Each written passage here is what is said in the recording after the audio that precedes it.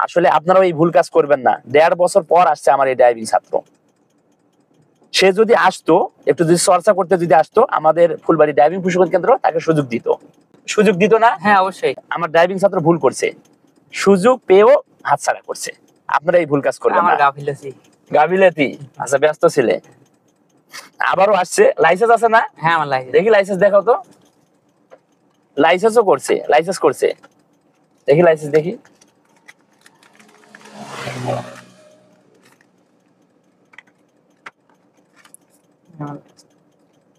এটা খোলো, প্যাকেটটা থেকে খোলো।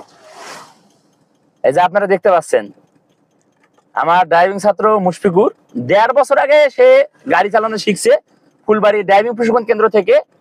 সে যে কোনো ডিফেন্সে ড্রাইভিং পোস্টে মানে চাকরির জন্য অ্যাপ্লাই করবে। আমি দোয়া করি সে ড্রাইভিং পোস্টে চাকরিটি পাক, তার দক্ষতায়, তার যোগ্যতায়। তাহলে সে 1.5 বছর পর আসছে যে ভাই আমি গাড়ি চালানো ভুলে গেছি নাকি, কিছু কিছু ভুলে গেছে। তার ক্লাস এক্সেলেটারের মাপ সঠিকভাবে পাচ্ছে না, ভুল হচ্ছে না। স্টিয়ারিংটা কাটাকাটি করতে, যেহেতু এটি হচ্ছে স্টিয়ারিং মেকানিক্যাল, ম্যানুয়াল স্টিয়ারিং, পাওয়ার না, একটু শক্তি দিয়ে স্টিয়ারিং ঘুরাইতে হয়, তাই তো? আচ্ছা, লাইসেন্সও বার করছে।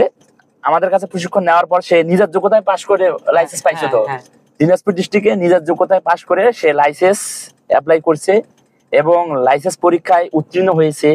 তোমাকে আমি লিখিত ভাইবার জন্য একটা বই দিয়েছি। তারপরে তোমাকে আমি জিগজ্যাগ, কিভাবে জিগজ্যাগ পরীক্ষা উত্তীর্ণ হতে হয় সেটা তুমি পাস হইছো, এই গাইডলাইন দিয়েছেন। হ্যাঁ, তাহলে আমি সঠিক গাইডলাইন দিয়েছি, সে পাস করতে পারছে।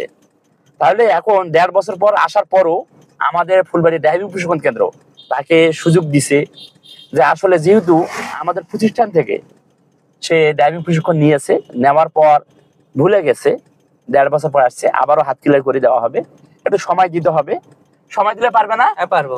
পারবে তো? লাইসেন্সটি ঢুকাও।